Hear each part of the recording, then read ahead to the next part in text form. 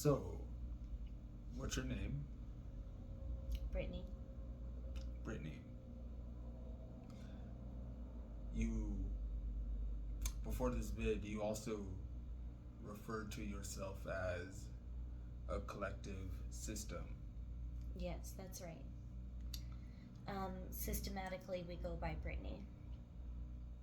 Okay. So,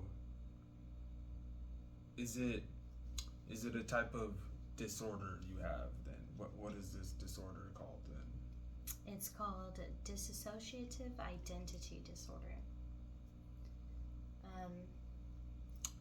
Um, Okay. How long ago were you diagnosed?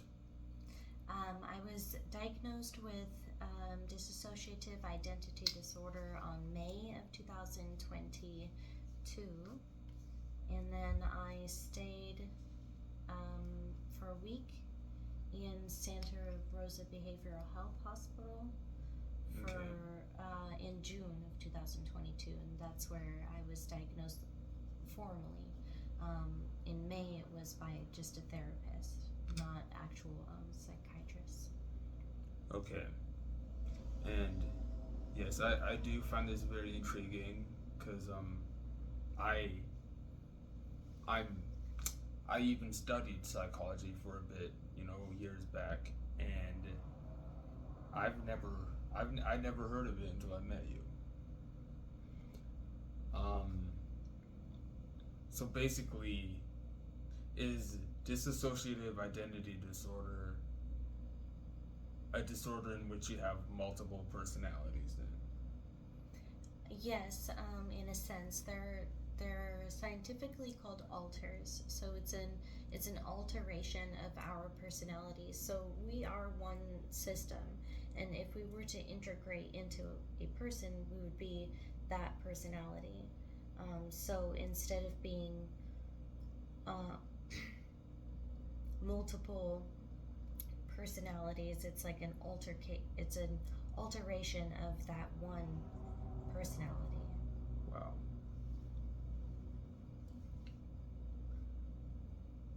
That's what we had to learn. That's where we're at now. In the beginning, it was much different. We were very separated. Now we work as a system. That's why I say a collective system, because we're all here and we're not losing any time anymore. One of the main signs of having dissociative um, disorders, because it's a spectrum disorder, Yeah. is an absence of time not created by narcotics or alcohol. So we don't lose any more time now that we can all communicate.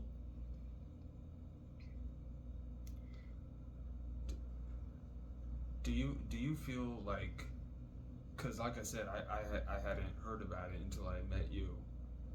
So would you say it's something that needs to be studied more, or something that people really aren't aware about? Do you think it's something that needs to be taken more seriously? Do you feel like, um, because obviously you have it, do you feel like even personally in your life and individuals and perhaps family members or friends or co-workers or just people who you kind of know, do you feel like it's something that's being taken seriously or needs to kind of more so be taken seriously, but even with the other individuals who have it?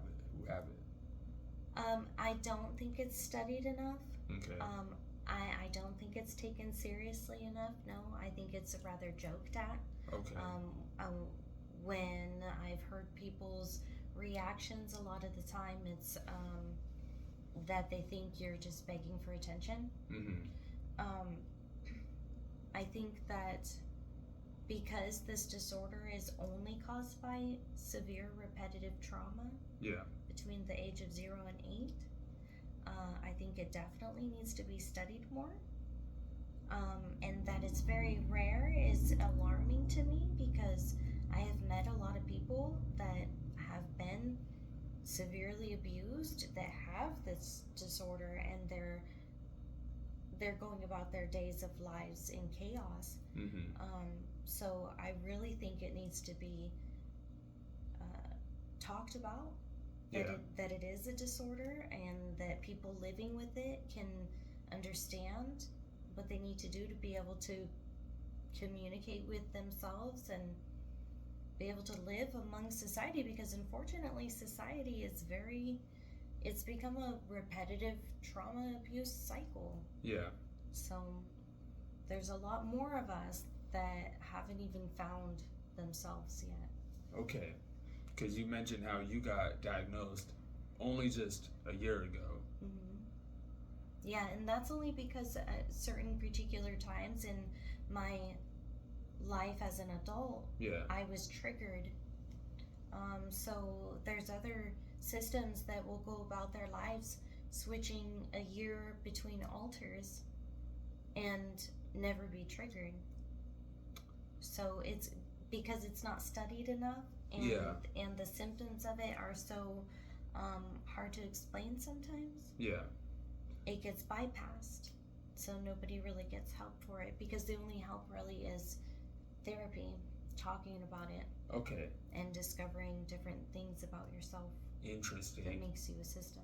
So before you got diagnosed with dissociative identity disorder, I'm kind of trying to give a picture for individuals who aren't even aware about this, and then we'll kind of get to individuals who do have it. What was it? And hopefully this isn't like too much of a personal, getting too personal. What was it that triggered you to even want to, seek treatment or speak to a therapist, kind of? Is it? Well, I had a flashback when I was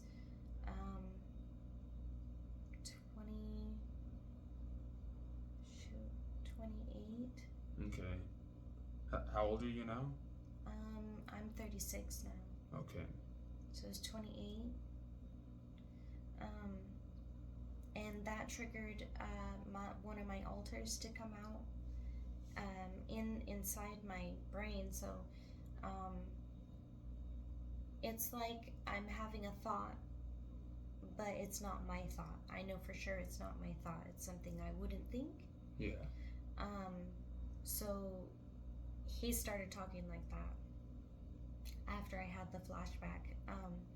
I was being taken advantage of sexually as a child. So that was the first time that I went and sought help, because I was all of a sudden hearing this voice after having that flashback. And they diagnosed me in 2015, I think. What they diagnosed you of? With schizoaffective disorder. Okay. Which is schizophrenia and bipolar. Okay. So I started taking antipsychotics. Okay. Interesting. You mentioned alters. How many alters do you have altogether? So I have 12 now.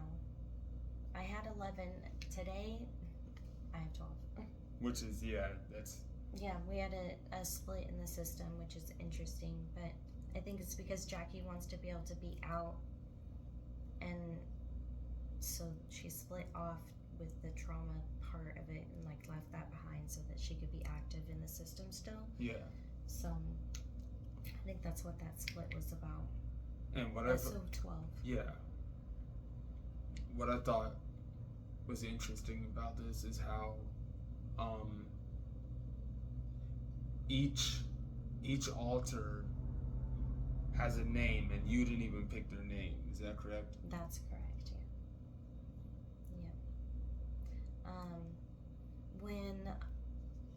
When I first started hearing he goes by Hobson. When I first started hearing him, I called him a demon, because he was telling me that people in my life were saying ill things or doing ill things to me or my family. Mm-hmm. And so I guess I didn't want to believe it, and they told me that I was schizoaffective.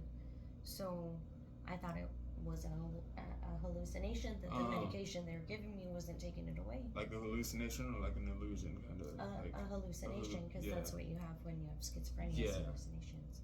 So I thought I was hallucinating the thought.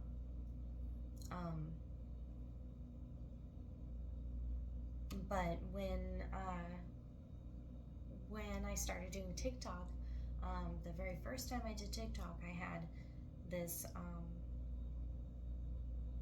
sound that, you know, you put sounds on TikTok, and it said, word on the streets is that you're crazy. And it was, and then I put call me Hobson at the top, and so the demon that I called demon said call me Hobson. Wow. And I went to my therapy appointment, and I was writing my name, and every time I went to write my name, Brittany, he would say, put Hobson. And then when we went in to talk to her, she said, yeah, that sounds more like dissociative identity disorder than schizophrenia, because in schizophrenia, you hear your hallucinations come in through your ears, not as a thought in your brain. So it wasn't an outside voice. Yeah. It's it's just a thought. So that's how they differentiate the two disorders.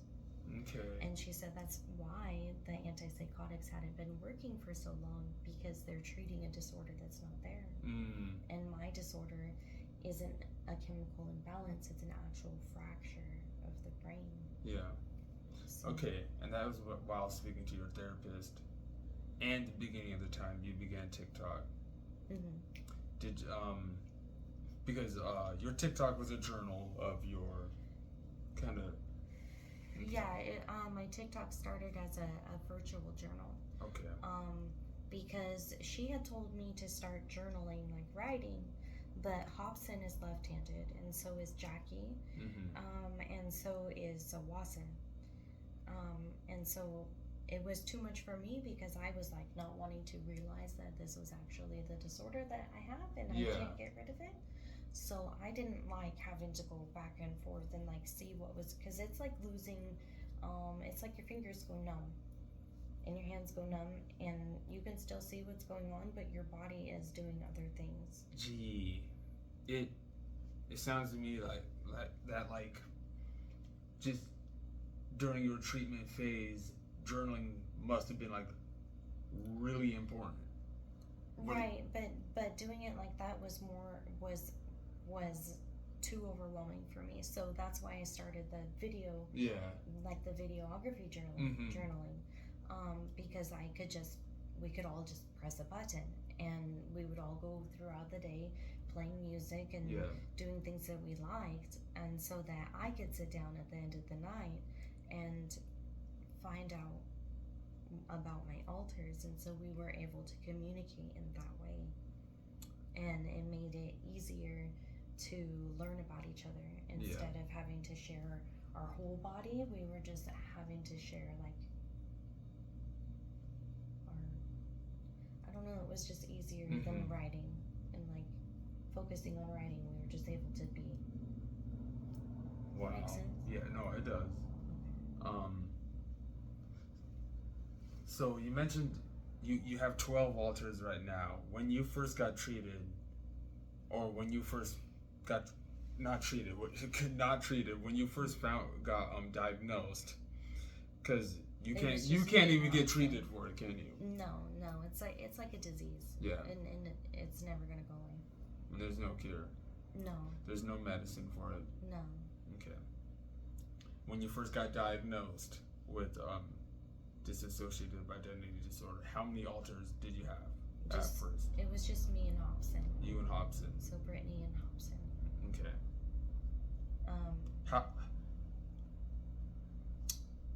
How would you describe Hobson? Now? Yeah.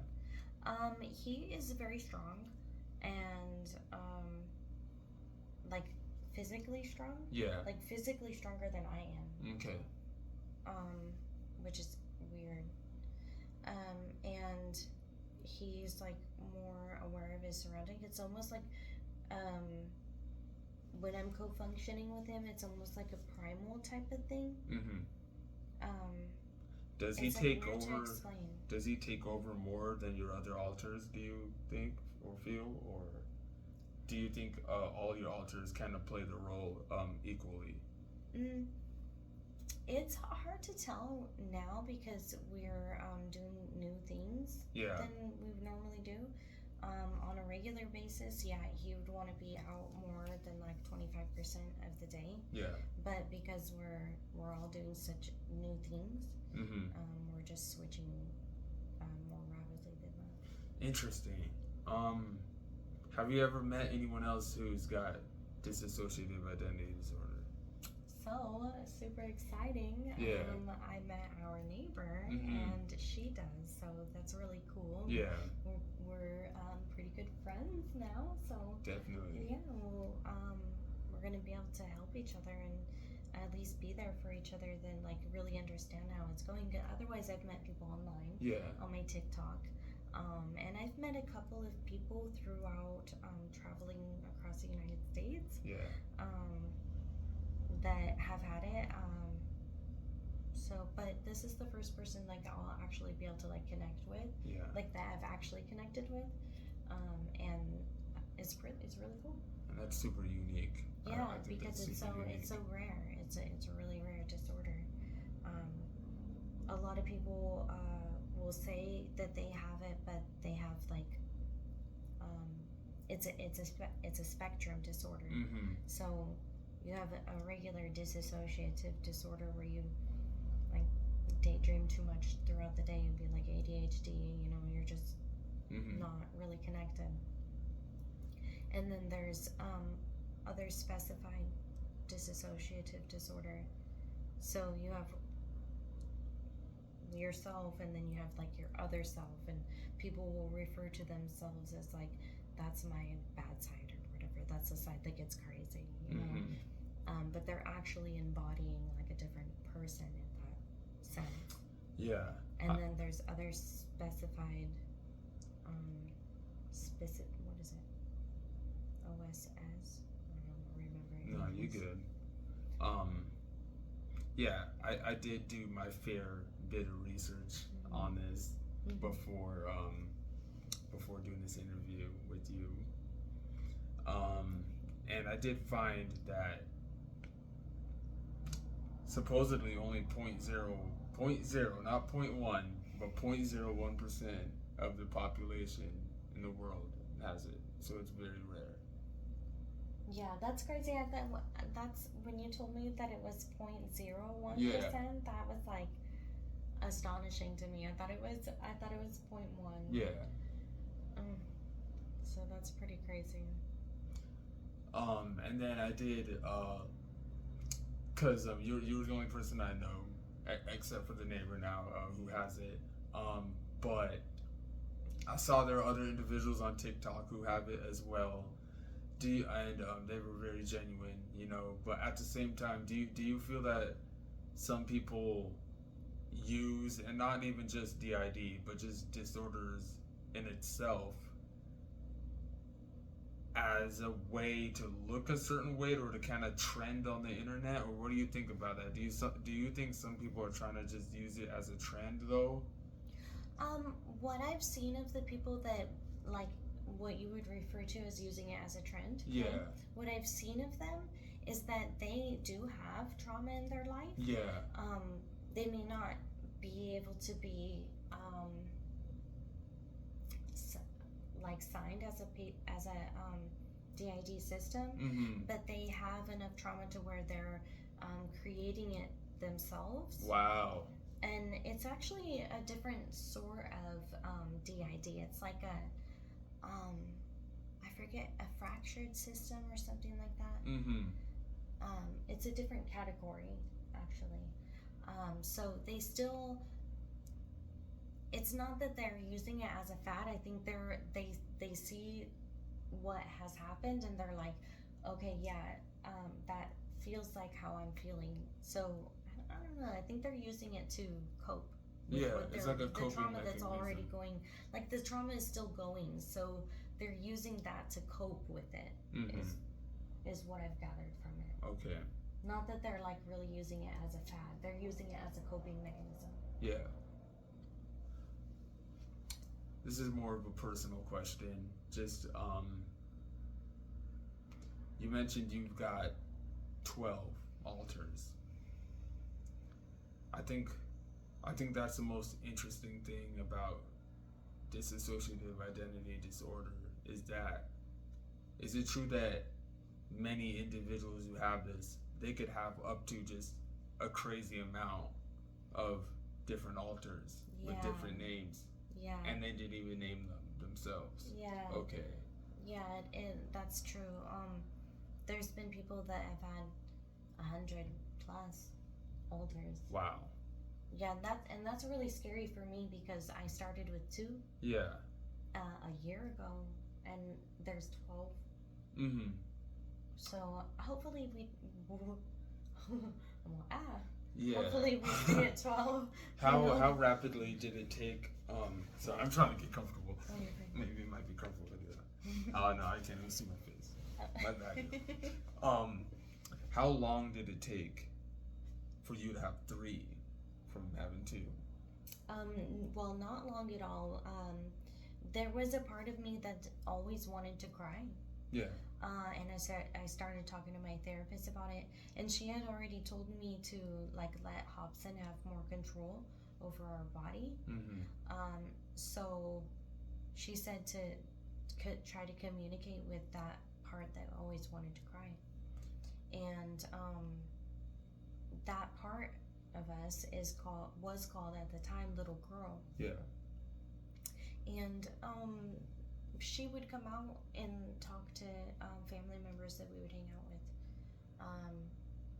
And when I was letting Hobson have more control, then she came out too and took control of the body, which was not, I didn't enjoy that part because she wanted to be playing like a 4-year-old. So it was really hard for me to watch because it was like sometimes I was there and I just didn't have control of my body. Wow. And like I have a burn on my arm. We were trying to cook, and she was trying to cook, and I didn't have control of my body, so I didn't feel the pain either, and my arm was just like sitting right on the burner. Well, it got ridiculous for a bit. So, and then, oh, sorry. No, you good. Did you have, you can add something to that. Yeah, so I had the 3, and then, my alter Hobson didn't get along with the person that I was with. Yeah. And so they said that Hobson couldn't come out anymore. And that made Hobson angry. Wow. And he threatened, because I threatened to kill him. Yeah. To kill Hobson. And Hobson was like, well, if you kill me, you kill yourself. I'm just going to drive you off a bridge. Okay. So. Is it, and this is personal, this is a pretty personal question, is it safe to say that during that time of being diagnosed with DID, did Hobson ever cause suicidal thoughts or had any suicidal thoughts? Yeah, well, yeah, he threatened to drive us off a bridge. Yeah. Yeah, and I took him seriously. Because, I mean, yeah, he had the ability to take over our body. So Hobson's one of the 12 of your alters. Would you say he's the most strongest one? Or would you say he's the one who kind of... He is he's our main protector. Protector. Mm-hmm. Okay. So if we were going to be abused in any way, or if our children were going to be abused in any way, Hobson would be the one to take Control. Control, yeah. Okay. How yeah, because just speaking on this is you're gonna expect it personal questions to kind of come out. Yeah. Um, That's okay. your family, friends, and coworkers. I'm assuming during this time when you were getting diagnosed, or even like, even you spoke on 2015 with your experience, and what, how do you think they feel about you around that time when you were being diagnosed? Were they supportive of it? Did they kind of understand, or? No. In 2015, when I was diagnosed with schizoaffective disorder, my family didn't really want to hear about it. Okay. I told them, because I was alarmed. I Yeah. was diagnosed with schizoaffective disorder, and I didn't know a lot about my mother's history of mental health, or my biological father's. So, I went to my other immediate family, and they kind of like shrugged it off, and you don't have it, you don't act like that, you don't have it, which really is true. Yeah. Because I don't. I'm not schizoaffective. Yeah. But they weren't. I wouldn't say anybody was very supportive about it. I pretty much dealt with it by myself. Okay. So. Do you find it? I mean, do you find it annoying having to speak to people about the fact that you have it? No. I wished my family would have been more understanding, instead of like just sweeping everything under the rug and making me feel like I was the bad guy in the situation. Because like I said before, a lot of it's very rare. A lot of people don't have it. So, and like, it's probably hasn't been spoken about a lot then. I'm assuming a lot of people don't know about it. Do you think not a lot of people, do you think there are people out there who have DID and they don't even know what DID is? Oh, absolutely. Okay. Yeah, definitely. I think there's a lot more DID systems out there that haven't even, I think there's a lot that have been diagnosed with other things, and I think there's even more that haven't even gone to the doctor. Yeah, and it's probably a high possibility that they each obviously have their own alter and have named it, but they are not even aware that they have this disorder. And it should be, a lot more attention should be paid towards it. Definitely, yeah. I think a lot has to do with how our children are protected in the system. Yeah. Like, if my parents hadn't been warned that CPS were going to come over, we likely would have been pulled and put into a family that was going to take care of us better. Yeah. So I think making awareness of my disorder, and especially the cause of it, the only cause of it, is repetitive trauma between such a young age, 0 to 8. 0 to 8. That we need to also bring attention to the authorities that deal with the call-ins and the accusations. Yeah. And that they need to put more thought into how they approach children in situations like that. Because I really think that those accusations have been so magnified as accusations, and the law has forgotten, I guess, that they really need to research that stuff. Yeah. Because it's not everybody's crying wolf, maybe 1 out of 10, and it's all being lost to wow, that mentality. of everybody lies. When you found out you had DID,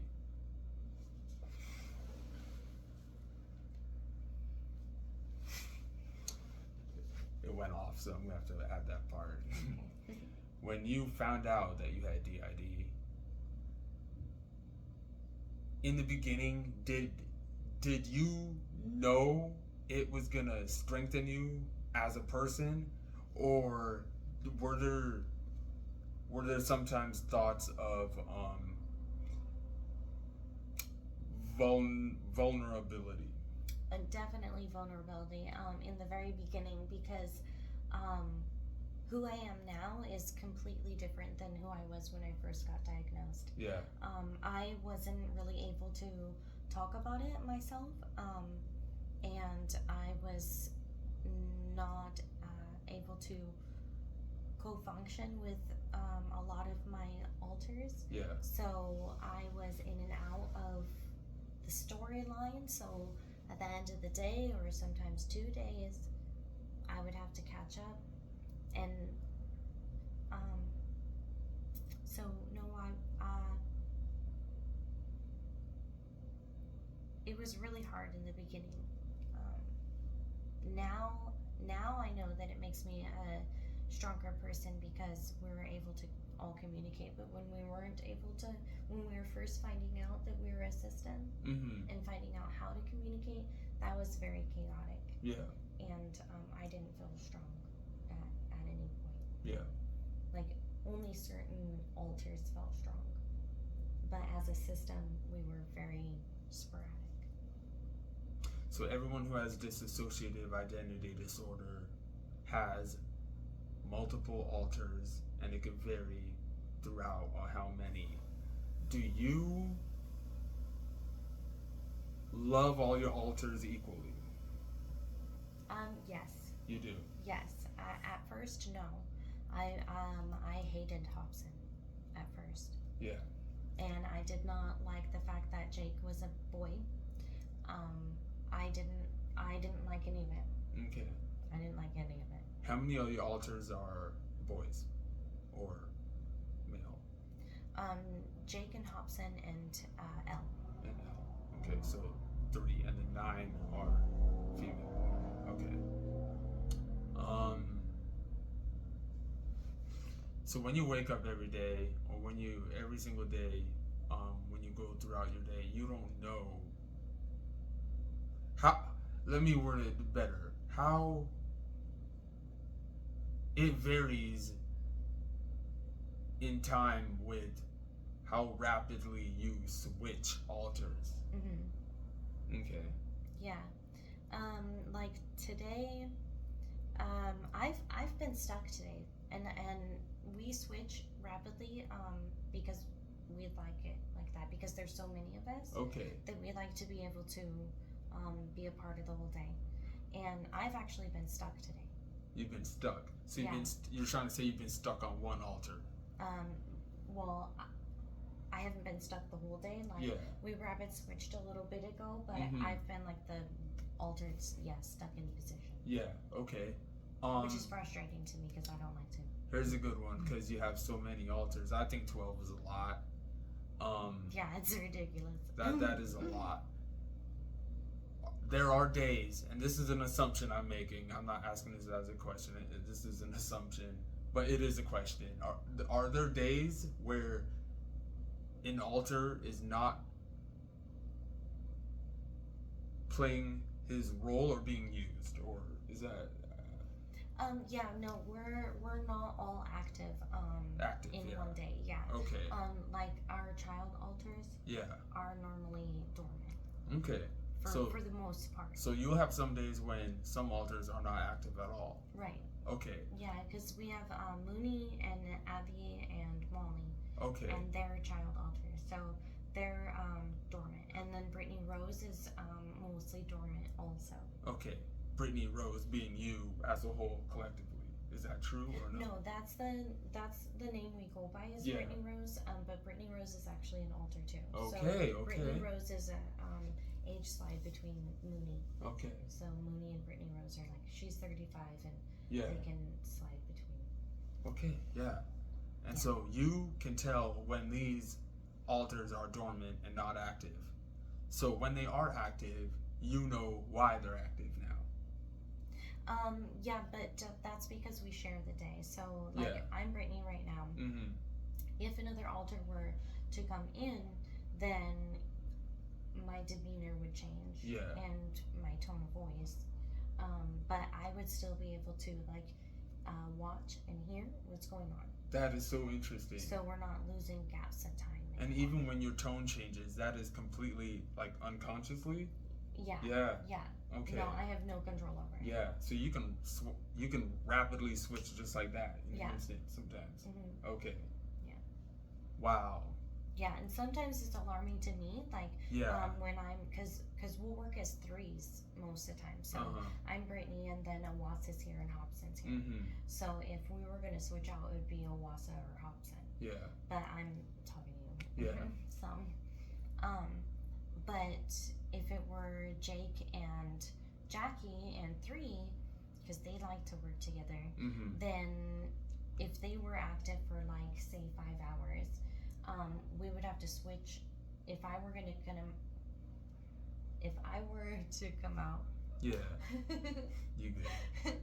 then I would have to, like, catch up on the day. Yeah. Or if it were just like we're just doing whatever for the day, then I would just take over at that time. Interesting. Okay. So each of your altars, you'll switch between them. Mm-hmm. So you're switching. So if I were to ask a question like, do your altars ever argue with each other? There would be no such thing as that. Or sometimes we do argue. Really? Yeah, sometimes we do, because like Hobson and Jake and Yeah. Jackie and three, they Wow. all like to do things really spontaneously. okay, and Jake, Jackie, Hobson, and 3. Yeah, Yeah. they all like to just do it. And they'll just spend money. Okay. And so me, like, I will, if they're in control, then I will be like, hey guys, like, we can't go do that. Dang. And so sometimes they'll figure out a way for it to happen, or we'll not do that. But that can cause frustration then. yeah, Yeah. that would cause a rift. Wow. Okay, that is really, like, a lot. yeah, and, like, I don't like, I've been here for too long today. It's frustrating to me, Yeah. because Jake wants to be able to be out too, and so then I can't, like, force a switch. Mm-hmm. It doesn't work like that. I can't just ask him to be here. He has to, like, come out on his own, and I'm trying to force him out because I'm done. So that's a lot of that's a lot of, like, shadow work. That's, like, a lot of work you have to do within yourself. I'm assuming. Yeah. Okay. Yeah. Yeah. Like. Would it obviously when you got diagnosed, did it feel like a really quick transition in your life? Did you feel your life change right away, or was it more so a transition you had to kind of It was like a snowball effect. Yeah. Because we got diagnosed, and then we were still having a lot of triggers in our lives. Mm-hmm. And so it was like a snowball.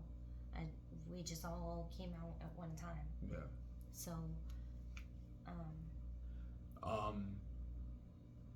with all these altars you accumulated, because you did refer to yourself as a collective system, mm-hmm. and that's also what your TikTok's called, a collective system. Mm-hmm. Every time you accumulate a new altar, is that almost like you having to set more boundaries for yourself? Do you have to set more boundaries for yourself, or do you feel like there's a limit in boundaries that you have to create the more you start accumulating these altars, or even just when you first got diagnosed in the first place? So in my system, I am the rule maker. Yeah. So we don't have like, because there's so many of us, we don't have a lot of rules. Basically, our system's not allowed to black out, so none of our altars are allowed to take complete control. Yeah. We all have to be able to communicate, and then you just make sure we don't break the laws. Yeah. You know? Yeah. Stay out of trouble. Yeah. Okay. so we don't have a lot of rules. That's so. interesting. One of your altars completely taken over, you're gonna refer to as a blackout. Yeah, Really? because it would make me not be able to remember that stint of time. If one full altar took over, we would have Brittany Rose is the rule maker. Yet Brittany is the rule maker. Yet, would you say Hobson sometimes? Although Brittany's the rule maker, does Hobson sometimes have control over Brittany? No. Okay. No. So Hobson doesn't have. None of my altars have control over me. Yeah. That's what makes it so that we're not blacking out. Okay. Because I am the person, the adult that has been here the longest. Yeah. So as an altar. Age-wise. Right. Life experience-wise. Yeah. I'm the adult that's been here the longest. How old's Hobson? He says he's over 100. Wow. 100 plus is what he says. Okay. But I've had this life experience. Yeah. You know, my life here the longest. So I don't let any of my altars have control over me anymore. Okay. I was able to make that rule in my system. I did go through your TikTok a little bit, or like not a lot, and I noticed that a lot of people who do have this disorder look up to you, and even me more myself. You know, I really do look at you as like a leader. You know. And with that being said, what advice would you give to people who have DID? I would say really connect with yourself energy-wise, because what I have found is that the more that I centered my energy and focused on really taking care of my body, I was able to not heal my mind, but I was able to not be as stressed, and so it was easier for me to communicate with my altars and not be overwhelmed by it. So really taking control of your life and laying down a foundation for your system. Yeah. If you're diagnosed, I've found that whiteboards around the house and calendars are really effective, especially if you're an altar like myself, that I'll be here maybe 2 days out of the week, and then sometimes when I come out, I'm like, oh, I don't know what day it is. But luckily everybody in my system communicates, so we keep it. Everybody looks at our calendar every day, and we'll X out the day and write notes and such. So okay, it's all about communication. If you can't communicate fully in your mind, then you need to be able to put out post-it notes or signs or alarms on your clock. That's incredible, and yeah, no doubt about it. And I think it's great for anyone who kind of has this disorder. Even just being open about it, just the fact that you have a TikTok, just the fact that people are willing to speak about it, I think that's great.